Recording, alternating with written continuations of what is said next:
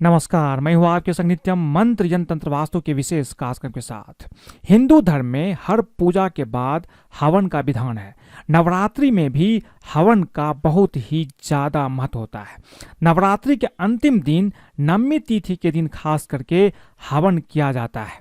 ऐसा मानते हैं कि हवन करने से घर में सुख और धन आता है, और नवरात्रि में अगर आप हवन करते हैं तो इसका प्रभाव कई गुना ज़्यादा आपके जीवन में देखने को मिलता है। जब आप मंत्रों का जाप हवन के साथ करते हैं तो इसका प्रभाव आपके जीवन में कई गुना ज़्यादा होता है। समान तौर पे जब आप मंत्रों की जाप करते हैं तो उसका जो प्रभाव होता है हवन के साथ करने पर इसका प्रभाव बहुत ही ज़्यादा तीव्र हो जाता है और आपकी इच्छा पूर्ति भी बहुत जल्द हो जाती है। नवरात्रि में आपको हवन अवश्य करना चाहिए। अगर आप नवरात्रि का व्रत करते हैं, कन्या पूजन करना चाहते हैं तो कन्या पूजन के पहले व्रत का निश्चित रूप से आपको इसका अनुष्ठान करना चाहिए। अगर आप हवन के बाद कन्या पूजन करेंगे तो निश्चित रूप से माँ देवी के आशीर्वाद आपके ऊपर बनेगा।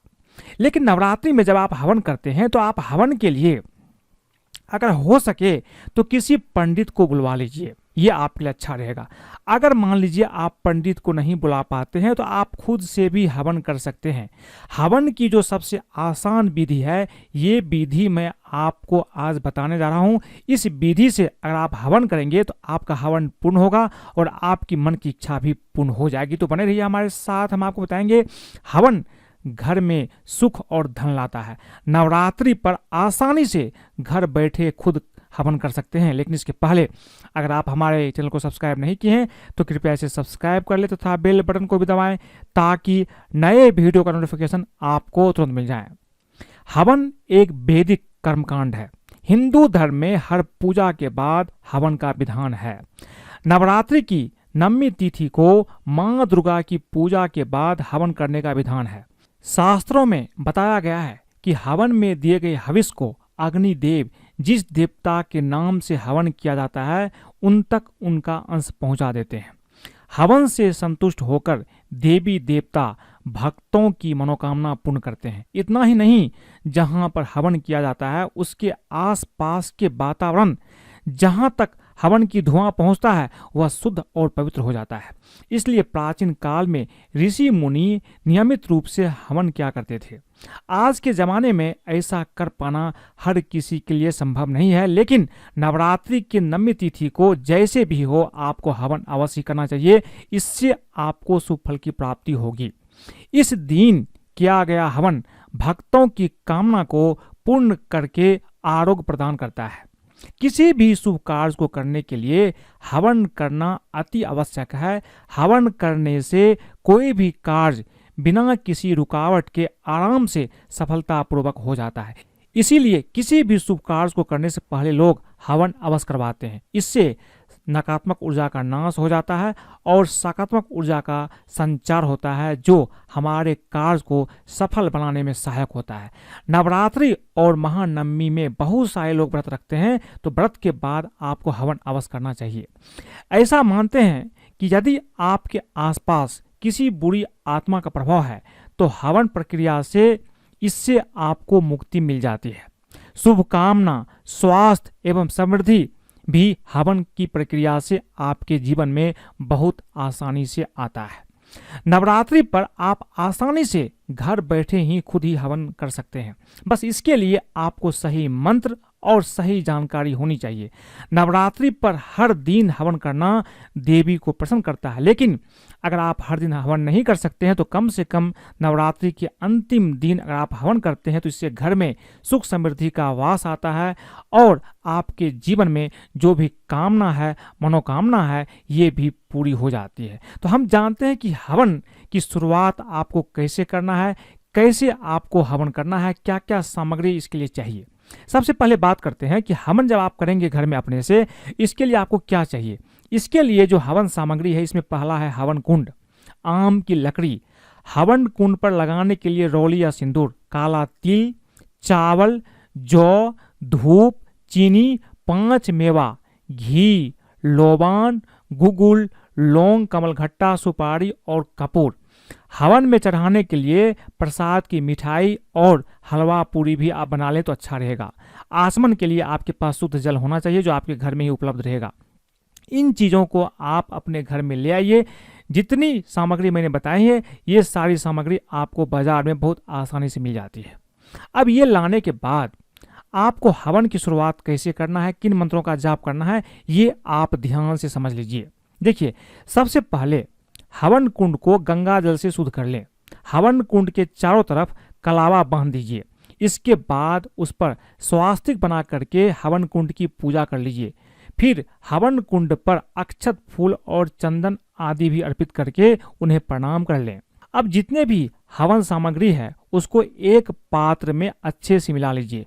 हवन सामग्री आप तैयार कर ले, इसमें आप घी, शक्कर, चावल, तिल और कपूर डाल दीजिए। जो भी हवन सामग्री आपने लाया है उसको इसमें डाल करके इसे मिला लीजिए। हवन सामग्री आपकी तैयार हो जाएगी।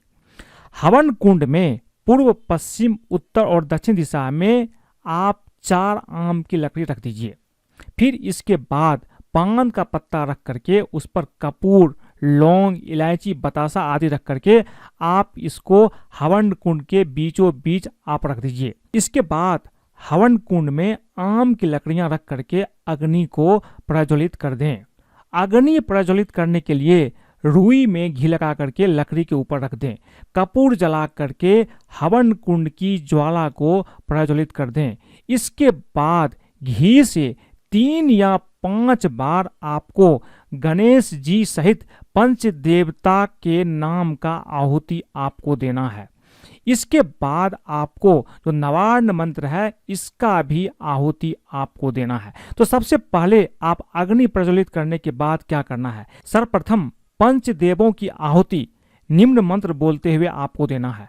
मंत्र के बाद सोहा अवश्य लगाना चाहिए। क्योंकि जब भी आप हवन करते हैं तो मंत्र के बाद सोहा अवश्य लगाया जाता है। सोहा के साथ ही आहुति भी अग्नि में आपको अर्पण करते जाना चाहिए। अब जो मंत्र मैं बता रहा हूं, इस मंत्र का जो पंचदेव का मंत्र है इसका आपको केवल घी से ही आहुति देना है। शुरुआत में जब आप जो अग्नि प्रज्वलित करने के बाद जो आप आहुति देंगे घी से देंगे इन मंत्रों को बोलते हुए। पहला मंत्र है ओम गम गणपतिये स्वाहा। दूसरा मंत्र है ओम रुद्राय स्वाहा। इस मंत्र को बोलते हुए भी आपको थोड़ा सा घी अग्नि कुंड में डालना है, यानी कि घी डालते हुए ही आपको इस मंत्रों का जाप करना है। इसके साथ साथ आपको ओम विष्णवे नमः स्वाहा, ओम ऐं ह्रीं क्लीं स्वाहा, ओम सूर्याय स्वाहा इन मंत्रों को बोलते हुए भी आपको 1-1 चम्मच घी अग्नि कुंड में डाल देना है। या अगर घी ज़्यादा नहीं है तो थोड़ा थोड़ा घी भी आप डाल सकते हैं। इस तरह से जो पंचदेव है उनकी आहुति पूर्ण हो गई। अब आपको क्या करना है कि जो भी हवन की सामग्री है इसको मिला करके एक थाली में रख लीजिए। अब थोड़ा थोड़ा हाथ में लेकर के अपने दाहिनी हाथ से लेकर के जो मंत्र बोला जा रहा है इस मंत्र को बोलते हुए आप थोड़ा थोड़ा करके आपको अग्नि कुंड में ये जो हविष्य है, जो हवन सामग्री आपने तैयार की है उसको डालना है। मंत्र मैं बहुत धीरे धीरे बता रहा हूं। इस मंत्रों का जाप करते हुए आपको ये आहुति देनी है। इस मंत्र का लिस्ट आपको इस वीडियो के डिस्क्रिप्शन में मिल जाएगा, इसको आप देख सकते हैं। अब आपको पहला मंत्र जो है वो मंत्र है ओम अग्नि देवाय स्वाहा। इस मंत्र को बोलते हुए आप थोड़ा सा जो हवन सामग्री है उसको अग्नि कुंड में डाल दीजिए। दूसरा मंत्र है ओम नवग्रहाय नमः स्वाहा। तीसरा मंत्र होगा ओम कुलदेवताय नमः स्वाहा। चौथा मंत्र है ओम गौर्याय नमः स्वाहा।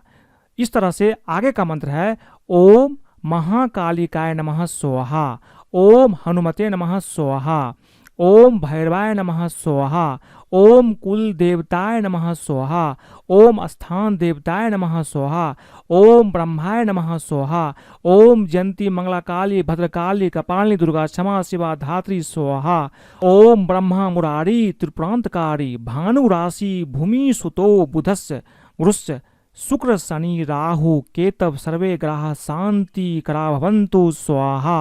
ओम गुरु ब्रह्मा गुरु विष्णु गुरुर्देवा महेश्वर गुरु साक्षात परब्रह्मा तस्मै श्री गुरुवे नमः स्वाहा। ओम शरणागत दीनार्थ परित्राण प्रायणे सर्व अस्थार्थी हरे देवी नारायणी नमस्तुते। इन ऑल मंत्रों का जितने मंत्र मैंने आपको बताए हैं सारे मंत्रों को जप करते हुए आपको क्या करना है कि हवन कुंड में थोड़ा थोड़ा जो हवन सामग्री आपने तैयार की है ये डालते जाना है। इस तरह से आपकी एक प्रक्रिया और पूरी हो गई। अब जो है नवरात्रि की जो 9 देवी है, इनके लिए भी आपको एक एक बार बोलते हुए हवन कुंड में हवन सामग्री डालना है।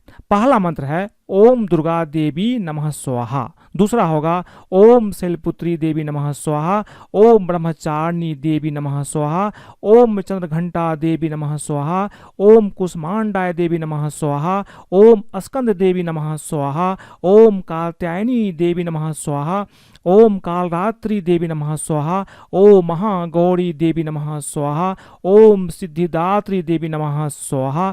इस तरह से आपको एक एक बार इन मंत्र को बोलते हुए हवन कुंड में हवन सामग्री डालना है। अब ये जो है ये प्रक्रिया आपकी पूरी हो गई। अब क्या है कि अंतिम में क्या करना है कि आपको नवान्न मंत्र का भी आहुति डालना है। अगर आप 108 बार नवान्न मंत्र को बोलते हुए आहुति डालते हैं तो बहुत अच्छी बात है, तो कम से कम आप एक बार तो बस डालिए, 1 बार, 9 बार, 11 बार, जितनी आपकी क्षमता है उतना आप करिए। नहीं तो 108 बार अगर आप आहुति डालते हैं तो ये बहुत अच्छी बात होगी। आप जब भी नवान्न मंत्र के लिए जब आप आहुति डालते हैं तो आपको एक मंत्र बोलना है। मंत्र है ओम एम ह्रीम क्लीम चामुंडाय बिच्चे नमः स्वाहा। इन मंत्रों का जाप करते हुए आप 108 बार हवन कुंड में आप जो है आहुति दीजिए, ये आपके लिए अच्छा रहेगा। ये प्रक्रिया पूरी होने के बाद आप क्या कीजिए, एक सूखा नारियल ले लीजिए, इसके ऊपर लाल कपड़ा लपेट करके उसके ऊपर आप कलावा बांध दीजिए। अब जो नारियल है इसके ऊपर आप 5 सुपारी, लौंग, बतासा, पूरी खीर अगर आपने बनाया है तो ये आप रख करके आप क्या कीजिए, इस नारियल को हवन कुंड में बीचों बीच रख दीजिए। अब जो भी हवन सामग्री बची है आप इस मंत्र को बोलते हुए आप एक साथ में सारे हवन सामग्री को उसमें डाल दीजिए। ये मंत्र है ओम पूर्णमदः पूर्णमिदं पूर्णात् पुण्य मुदच्यते पूर्णस्य पूर्णमादाय पूर्णमेव विशिष्यते स्वाहा। इस मंत्र का जाप करते हुए आप जो भी हवन सामग्री बचा है सबको एक साथ आपको हवन कुंड में डाल देना है।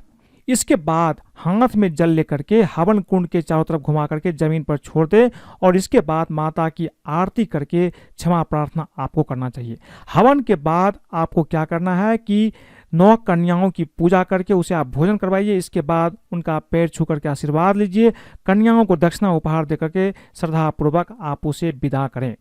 धार्मिक मान्यताओं के अनुसार नवरात्रि में दुर्गाष्टमी और महानवमी के दिन हवन करने से घर में शुभता आती है, वृद्धि होती है, घर का वातावरण सकारात्मक ऊर्जा से भर जाता है, शुद्धता बढ़ती है, हवन सामग्री के औषधीय गुणों से रोग भी दूर हो जाते हैं। इसलिए आपको हवन अवश्य करना चाहिए। लेकिन अगर आप हवन करते हैं तो कुछ बातों का ध्यान भी आपको अवश्य रखना चाहिए। हवन हमेशा शुद्ध एवं पवित्र भूमि पर ही करना चाहिए। हवन हमेशा किसी गुरु या विद्वान व्यक्ति की सहायता से आपको करना चाहिए, सही विधि से ही करना चाहिए। अगर आप अपने से भी करते हैं तो किसी विद्वान से आप समझ लीजिए, तभी आपको हवन करना चाहिए। हवन के लिए तैयार किए जाने वाले कुंड को शास्त्रों में बताए गए नियम या फिर अपनी कामना के अनुसार ही बनाना चाहिए। हवन में अगर आप मृगी मुद्रा का प्रयोग करते हैं तो यह आपके लिए अच्छा रहेगा। हवन के लिए अंगूठे से ज़्यादा मोटी समिधा का ही प्रयोग करना चाहिए। हवन के दौरान बाहर गिरने वाली सामग्री को कुंड के भीतर दोबारा नहीं डालना चाहिए, इसका आपको ध्यान रखना है। हवन संपूर्ण हो जाने के बाद आसन के नीचे की धरती पर 2 बूंद जल डाल करके प्रणाम करते हुए उसे आंखों पर भी लगा लें तो यह आपके लिए काफ़ी अच्छा रहेगा। लेकिन जब आप हवन करते हैं तो हवन में आप देवी की पूजा भी करते हैं, लेकिन देवी की पूजा करते समय आपको कुछ बातों का ध्यान रखना है। अगर आप गलती से भी ये चीज़ देवी को अर्पित कर देते हैं तो आपकी जो हवन है ये आपका पूर्ण नहीं होगा।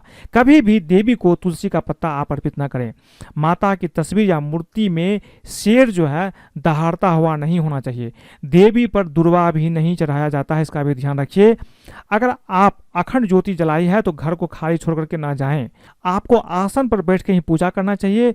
जूट या ऊन का आसन होगा तो ये आपके लिए अच्छा होगा। तो अगर आप इन बातों को ध्यान में रखते हुए अगर आप हवन करते हैं तो निश्चित रूप से आपकी हवन संपूर्ण होगी और माता कृपा आपके ऊपर अवश्य बनती है। अगर आपको ये वीडियो पसंद आए तो कृपया इसे लाइक करें, सब्सक्राइब करें, फेसबुक पर फॉलो करें तथा अपने दोस्तों, सगे संबंधियों के साथ भी शेयर करें ताकि वो भी अगर इस विधि से हवन करते हैं तो निश्चित रूप से उसके जीवन में भी माँ दुर्गा की कृपा प्राप्त होती है। धन, संपत्ति, सुख, समृद्धि भी उसके जीवन में आता है। आज के लिए बस इतना ही। धन्यवाद।